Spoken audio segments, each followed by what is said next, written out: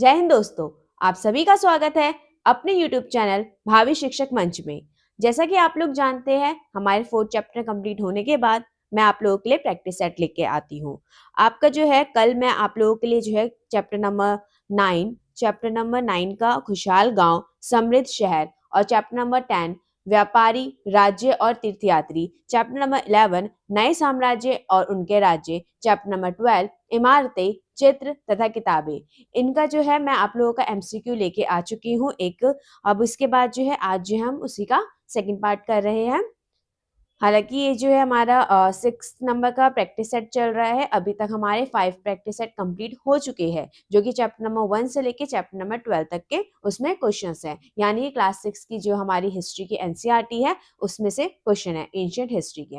ये जो है आप लोग जानते हैं कि एनसीईआरटी के जो क्वेश्चन है, एनसीईआरटी में से आपके ना मैक्सिमम क्वेश्चन आते हैं, चाहे वो आपकी किसी भी एग्जाम के लिए आप तैयारी कर रहे हो, चाहे आप एसएससी की तैयारी कर रहे हो, C TET, H TET, super TET, PCS, DSSB, BPSC, TRE या अदर कोई कॉम्पिटिटिव एग्जाम की आप तैयारी कर रहे हैं, तो एनसीईआरटी में से ही जो है आपके क्वेश्चंस आते हैं। आज जो है हम इन चारों चैप्टर के जो है एमसीक्यू करेंगे। तो चलिए दोस्तों, हम स्टार्ट करते हैं अपनी क्लास को। इससे पहले मैं आप लोगों से एक रिक्वेस्ट करना चाहूंगी कि अगर आप लोगों को मेरी वीडियो अच्छी लग रही हो तो आप प्लीज जो है चैनल को लाइक, सब्सक्राइब एंड शेयर कर दीजिएगा, और जो है अपने जो है सजेशन मुझे कमेंट बॉक्स में बताइएगा, और साथ ही साथ अपने स्कोर जो है वो भी मुझे कमेंट बॉक्स में बता दीजिएगा। चलिए दोस्तों, स्टार्ट करते हैं। सबसे पहला क्वेश्चन नंबर 1, अरिकामेडु नामक प्राचीन पत्तन, पत्तन का अर्थ होता है पोर्ट, बंदरगाह, निम्नलिखित में से कहाँ स्थित है? जो अरिकामेडु हमारा प्राचीनतम जो है क्या है, ये पोर्ट है, ये पत्तन है, बंदरगाह है, वो कहाँ पे स्थित है? आपका पहला ऑप्शन है तमिलनाडु, बी है आंध्र प्रदेश, सी ऑप्शन है पुडुचेरी, डी ऑप्शन है कर्नाटका। तो ये कहाँ पे है हमारा अरिकामेडु? ये है हमारा पुडुचेरी में, यानी कि ऑप्शन नंबर सी जो है फर्स्ट क्वेश्चन का आंसर है। आते हैं नेक्स्ट क्वेश्चन नंबर 2 पे। निम्नलिखित में से किसने महाराजा धीराज की उपाधि धारण की थी? जो महाराजा धीराज की उपाधि धारण करने वाला व्यक्ति था वो कौन था? ऑप्शन नंबर ए है Samudragupta, option number B Chandragupta प्रथम, ऑप्शन नंबर सी चंद्रगुप्त द्वितीय, ऑप्शन नंबर डी कुमारगुप्त। तो ये कौन व्यक्ति था जिन्होंने महाराजा धीराज की उपाधि ग्रहण की थी? ये थे चंद्रगुप्त प्रथम। कौन थे? चंद्रगुप्त प्रथम, यानी कि ऑप्शन नंबर बी आपका करेक्ट आंसर है। महाराजा धीराज किसने ली थी उपाधि? चंद्रगुप्त प्रथम, पहले वाले ने। ठीक है, आते हैं नेक्स्ट क्वेश्चन नंबर 3। संगम कवियों में मुवेंदार की चर्चा मिलती है। जो संगम कवि थे उनमें क्या हमें चर्चा मिल रही है? मुवेंदार। तो ये एक जो है तमिल शब्द है, क्योंकि संगम जो कवि थे वो कौन से थे? तमिल भाषा के ही थे वो सारे कवि। तो इसका अर्थ निम्नलिखित में से क्या है? यहाँ पे आपसे डायरेक्ट पूछा जा रहा है कि मुवेंदार का अर्थ क्या है। क्या पूछा जा रहा है? मुवेंदार का अर्थ क्या है, ये आपसे पूछा जा रहा है। क्या इसका अर्थ तीन मुखिया होता है?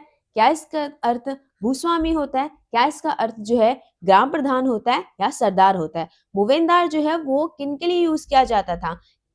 ये हमारा यूज किया जाता था तीन मुखिया, यानी कि ऑप्शन नंबर ए। मुवेंदार का अर्थ जो है वो क्या होता है? तीन मुखिया। ये जो है हमारा तमिल वर्ड है, याद रखना आप लोगों को। तीन मुखिया, तीन मुखिया कौन कौन से? आप लोग नाम जानते होंगे, चोल, चैर, पांडे। चोल, चैर और पांडे,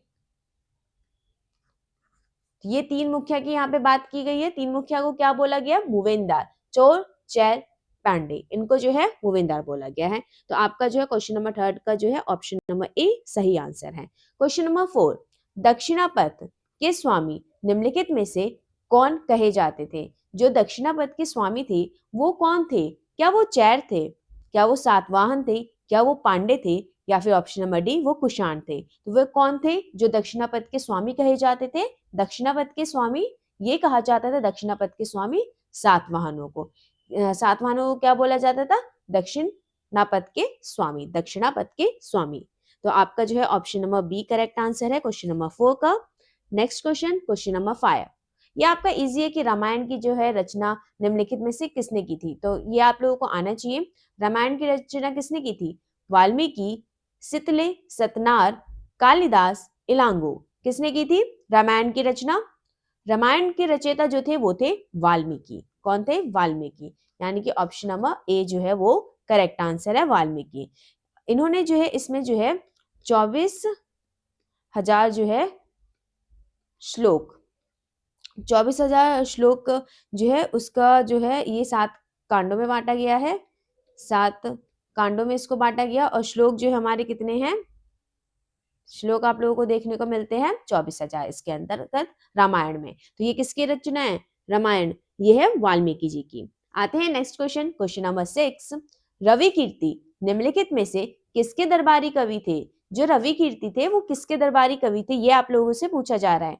ऑप्शन नंबर ए है चंद्रगुप्त द्वितीय, ऑप्शन नंबर बी है Harshavardhana, option number C Ashoka, option number D Pulakeshin द्वितीय। तो मैं आप लोगों को हिंट दे देती हूँ कि हर्षवर्धन को हर्षवर्धन को जो है हराया था, दक्षिण की तरफ नहीं जाने दिया था, उनके दरबारी कवि थे रवि कीर्ति। तो ये इसका आंसर क्या हो जाएगा? ऑप्शन नंबर डी पुलकेशिन द्वितीय। ऑप्शन नंबर डी आपका करेक्ट आंसर है। आते हैं नेक्स्ट क्वेश्चन, क्वेश्चन नंबर 7। व्यापारी दक्षिण भारत से सोना, मसाले, कीमती पत्थर, रोम ले जाने के लिए किन मार्गों का प्रयोग करते थे? जो व्यापारी थे वो जो है सोना लेके जाते थे साउथ इंडिया से। सोना अच्छा खासा है साउथ इंडिया में था पहले उस टाइम पे। मसाले बहुत अच्छे खासे थे क्योंकि वास्को डी गामा जो है मसालों के लिए ही आया था कालीकट बंदरगाह पे, जो कि हमारा केरल में पड़ता है, वो भी हमारे दक्षिण भारत में ही है। कीमती पत्थर भी आप लोगों को जो है कहाँ पे मिलते हैं? हमारे दक्षिण भारत में मिलते हैं। तो ये जो है रोम लेके जाया करते थे जो व्यापारी होते थे। तो ये कौन से मार्ग से लेके जाया करते थे? क्या वो सिर्फ समुद्र मार्ग से लेके जाते थे? क्या वो सिर्फ सड़कों से लेके जाते थे? क्या वो दोनों मार्गों से लेके जाते थे, सड़क और समुद्र, या फिर इनमें से किसी मार्ग से नहीं ले जाते थे, कोई अलग ही मार्ग था उनका? तो इसका जो है आंसर इजी है। ये जो है दोनों ही मार्गों से लेके जाते थे, समुद्र और सड़कों। यानी कि ऑप्शन नंबर सी आपका करेक्ट आंसर है। Question number 8। क्वेश्चन नंबर 8 में क्या बोला गया है? शक विजेता निम्नलिखित में से किसे कहा जाता है? जो शक विजेता है वो कौन है, ये बोला गया है। शक पे मतलब विजय किसने प्राप्त कर ली थी? आप लोग को पता होगी कि मैंने कॉन्सेप्ट में ना अच्छे से सारे क्वेश्चंस जो है आपके कॉन्सेप्ट पे ही जो है बेस्ड रहे हैं। तो आप लोगों को आने चाहिए सारे क्वेश्चन, क्योंकि मैंने कॉन्सेप्ट बहुत अच्छे से आप लोगों को समझाया है, तो आपको सारे क्वेश्चन आते होने चाहिए। तो ये आपसे आपको क्या पूछा जाता है क्वेश्चन नंबर 8 में? जो शक विजेता है वो कौन है? क्या वो चंद्रगुप्त द्वितीय है? बी ऑप्शन है समुद्रगुप्त, हर्षवर्धन, स्कंदगुप्त। तो इसका आंसर क्या है? इसका आंसर है ऑप्शन नंबर ए चंद्रगुप्त द्वितीय। चंद्रगुप्त सेकंड है ना वो, यानी कि आपका ऑप्शन नंबर ए जो है वो करेक्ट आंसर है। Next question, question number 9। इसमें आपको मतलब लाइन में लगाना है, क्रम में लगाना है, सही क्रम में। निम्नलिखित में से कौन सा भारत में आए विदेशी आक्रमणकारियों का सही क्रम है? ये भी हमारी क्लास 6 की एनसीईआरटी से ही क्वेश्चन है। जो विदेशी आक्रमणकारी आए थे भारत में, तो उनका क्रम क्या है? पहले कौन आया, उसके बाद कौन आया, उसके बाद कौन आया, इस तरीके से आप लोगों को बताना है। तो ऑप्शन नंबर ए में बोला जा रहा है पहले हिंद यवन आए, उसके बाद कुषाण आए, उसके बाद शक आए, उसके बाद जो है हिंद पार्थियन आए। ऑप्शन नंबर बी कह रहा है पहले कुषाण आए, फिर हिंद पार्थियन आए, फिर शक आए, फिर हिंद यवन आए। उसके बाद ऑप्शन नंबर सी आपसे कह रहा है हिंद यवन शक Hind Parthian Kushan. D option है हिंद यवन हिंद पार्थियन शक कुषाण। ये तो आपको पता हो कुषाण तो पहले नहीं आए थे, हिंद यवन ही पहले आए थे। हिंद यवन के बाद आपका कौन आया था? शक आए थे। कौन? शक। उसके बाद आपका आता है हिंद पार्थियन, उसके बाद आता है कुषाण। कुषाण लास्ट में आते हैं। ऑप्शन नंबर सी आपका करेक्ट आंसर। आपको ये सीक्वेंस याद रखना है। पहले कौन आया गाइस? पहले आए हिंद यवन, इनके बाद आए शक, शकों को जो है हराया। शकों को हराने वाले शक विजेता किसे बोला जाता है? चंद्रगुप्त द्वितीय को बोला जाता है। इसके बाद आए हिंद पार्थियन, लास्ट में हमारे आते हैं कुषाण, कनिष्क वाला कुषाण। तो पहला आपका हिंद यवन, सेकंड शक, थर्ड हिंद पार्थियन, फोर्थ है आपका कुषाण। तो ऑप्शन नंबर सी आपका करेक्ट आंसर है क्वेश्चन नंबर 9 का। Next question, question number 10। Banabhatta निम्नलिखित में से किसके दरबारी कवि थे? जो बाणभट्ट थे वो किसके जो है दरबार में रहते थे, किसके दरबारी कवि थे? Option number A Kumaragupta, option number B Skandagupta, option number C Vishnugupta, option number D Harshavardhana. किसके दरबारी कवि थे बाणभट्ट? बाणभट्ट जो है वो एक मतलब काफी अच्छे राजा रहे, जो माने जाते हैं कि लास्ट राजा रहे होंगे भारत के, बट ऐसा नहीं था, बाद में भी राजा थे, बट बड़ी भूमि पे आप देखेंगे तो यही थे लास्ट। तो ये है हमारा हर्षवर्धन। ऑप्शन नंबर डी आप लोगों का करेक्ट आंसर है। मतलब हर्षवर्धन के बाद जो है आपकी जो है मध्यकालीन भारत का इतिहास जो है वो स्टार्ट हो जाता है एक तरीके से। और छोटे छोटे राजा जो है और भी थे, बट इनको मेनली माना जाता है कि ये लास्ट राजा रहे, जो कि एक हिंदू राजा रहे थे और काफी बड़े एरिया पे इनका था तो कब्जा, कब्जा नहीं मतलब शासन। आते हैं next question, question number 11। Aihole निम्नलिखित में से किसकी राजधानी है? ऐहोल जो है वो किसकी राजधानी रही है? Option number A Satavahana, option number B चालुक्यों, option number C Pallava, option number D Chola. तो किसकी राजधानी रही है ऐहोल? ऐहोल जो है आप लोग जानते होंगे, जो चालुक्यों की जो पहली राजधानी थी, चालुक्य की फर्स्ट राजधानी क्या थी? ऐहोल। और बाद में आप मानते हैं, आपको पता होगा कि बाद में जो है बादामी को बना दिया गया था चालुक्यों की राजधानी। किसने बनाया था? ये पुलकेशिन प्रथम ने बनाया था। पुलकेशिन फर्स्ट ने बना दिया था। सेकंड राजधानी ये होगी हमारी बादामी, और फर्स्ट जो थी वो ऐहोल थी, यानी कि चालुक्यों की राजधानी जो है वो क्या थी? ऐहोल। यानी कि ऑप्शन नंबर बी आपका करेक्ट आंसर है क्वेश्चन नंबर 11 का। Next question, question number 12। Mehrauli Delhi में कुतुब मीनार के परिसर में खड़ा लोह स्तंभ में आज तक जंग नहीं लगा। आप लोगों ने यहाँ देखा होगा दिल्ली के कुतुब मीनार के जो है परिसर में आपको क्या मिलता है? महरौली लोह स्तंभ मिलता है, ठीक है। और इसमें जो है ना अभी तक जंग नहीं लगा, ये लोहे से बना था, 98% जो है इसमें लोहा ही था। तो ये मतलब उनने मतलब उस टाइम पे उन लोगों को ये पता था कि फास्फोरस जो है वो मिला दिया जाएगा लोहे में, तो उसके बाद जो है उसमें जंग नहीं लगेगा। और इनका अभी तक जंग लगा, कितना पुराना है ये, मतलब कितने वर्षों पुराना है ये, और उसके बाद भी जंग नहीं लगा। अभी आप देखेंगे, आप ना कोई भी चीज लोहे की लाएंगे तो आपका कुछ दिनों में ही उसमें जंग आपका पकड़ लेता है। तो ये इतना पुराना होने के बाद भी जो है इसमें जंग अभी तक नहीं पकड़ा। इसमें ये पूछा जा रहा है कि इसका जो निर्माण जो है वो लगभग कितने वर्ष पूर्व हुआ था, कितने साल पहले जो है इसका निर्माण किया गया था, इस लोह स्तंभ का, महरौली का लोह स्तंभ, जो कि कुतुब मीनार के परिसर में है। कुतुब मीनार आप लोग जानते ही है कहाँ पे है? दिल्ली में है। तो इसका जो है पहला ऑप्शन है आपका 1600 वर्ष पूर्व, सेकंड ऑप्शन है 2000 वर्ष पूर्व, थर्ड ऑप्शन है 1000 वर्ष पूर्व, फोर्थ ऑप्शन है 1800 वर्ष पूर्व। तो इसका आंसर क्या है गाइस? इसका आंसर है 1600 वर्ष पूर्व, यानी कि ऑप्शन नंबर ए जो है आपका करेक्ट आंसर है। Next question, question number 13। ग्राम भोजक किसे कहते हैं? जो ग्राम भोजक थे वो किसे कहा जाता था? क्या वो बड़े भूस्वामी को कहा जाता था, या वो हलवाइयों को कहा जाता था, या वो भूमिहीन मजदूर और दास को कहा जाता था, या ऑप्शन नंबर डी जो है प्रधान व्यक्ति को कहा जाता था? ये ना आप इसमें जो है गड़बड़ी है वैसे, तो मैं यहाँ पे कूट दे देती हूँ आप लोगों को, कूट के अनुसार आप लोग मुझे आंसर बताइएगा। यहाँ पे 1 लिख देती हूँ, 1 2 3 4। तो पहले कूट में है कि ग्राम भोजक जो है वो ए और बी को कहा जाता था, उसके बाद B C, C D, D A. तो इसका आंसर क्या है? ये जो है ग्राम भोजक बड़े भूस्वामी को कहा जाता था, और प्रधान व्यक्ति यानी कि मुखिया को भी कहा जाता था, मुखिया। तो आपका जो है ये दोनों आंसर सही होंगे, यानी कि ऑप्शन नंबर डी आपका करेक्ट आंसर है, फोर्थ ऑप्शन आपका करेक्ट है। Next question, question number 14। Buddha की जीवनी, बुद्ध चरित, बुद्ध की जीवनी का क्या नाम है? बुद्ध चरित। बुद्ध की जीवनी लिखी गई है बुद्ध चरित में। के रचनाकार कवि निम्नलिखित में से कौन थे? किन्होंने इसकी रचना की थी? ये मैं आपको एक हिंट देती हूँ कि ये कुषाण के दरबारी कवि थे। कुषाण में कनिष्क, कनिष्क के दरबारी कवि थे, जो कि कुषाण राजा रहे हैं।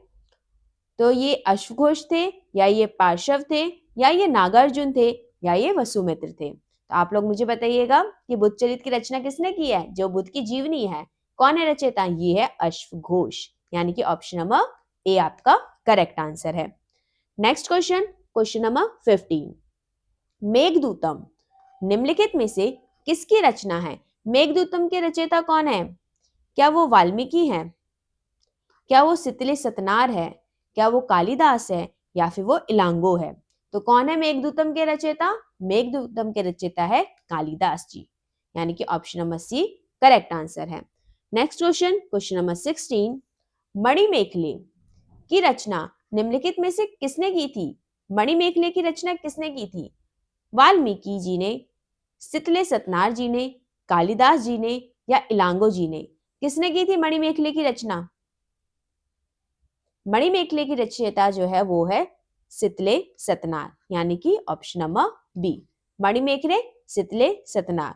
और आपका जो मेघदूतम था कालिदास। मेघदूतम किसकी है? कालिदास। यहाँ पे मैं लिख लेती हूँ, रामायण वाल्मीकि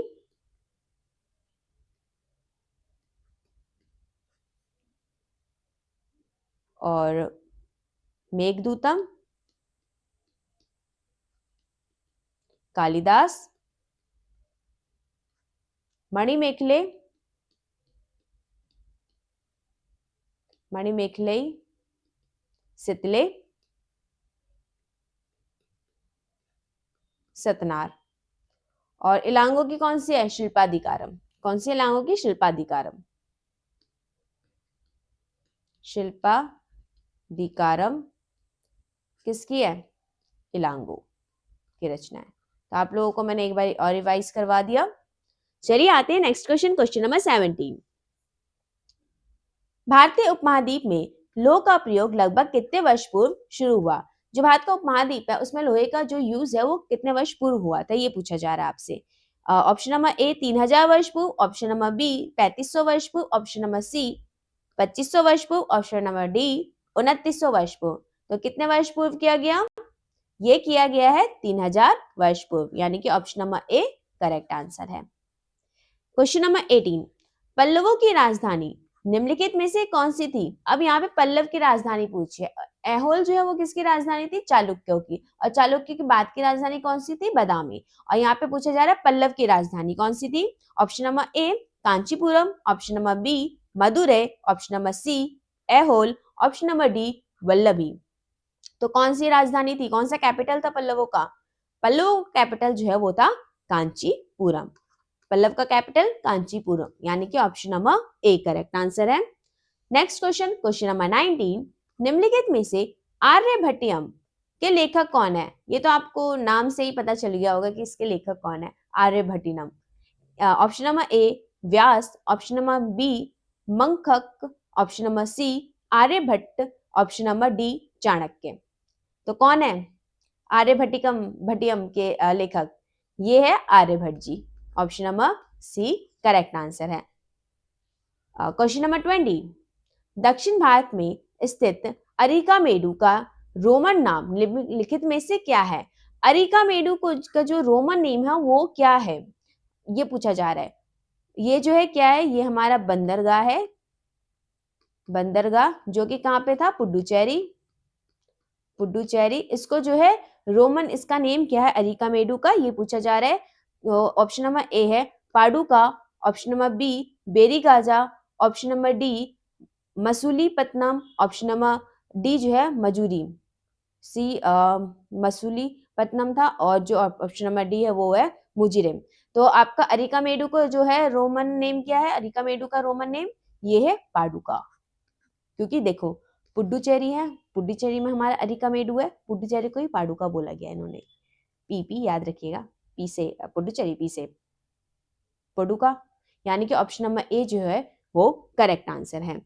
क्वेश्चन नंबर 21, रेशम बनाने की तकनीक का आविष्कार सबसे पहले कहाँ हुआ? जो रेशम की तकनीक है उसका आविष्कार सबसे पहले कहाँ हुआ था? ऑप्शन नंबर ए चीन, option number B Bharat, option number D C Europe, option number D Rome. तो इसका आंसर क्या है गाइस? काफी इजी है ये तो। रेशम की तकनीक का जो आविष्कार है वो कहाँ पे हुआ था ये पूछा जा रहा है आपसे।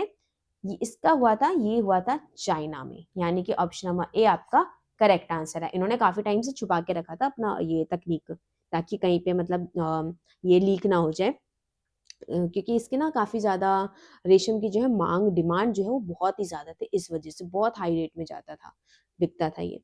तो चलिए दोस्तों, आप लोगों ने पूरी वीडियो देखी तो उसके लिए बहुत बहुत धन्यवाद।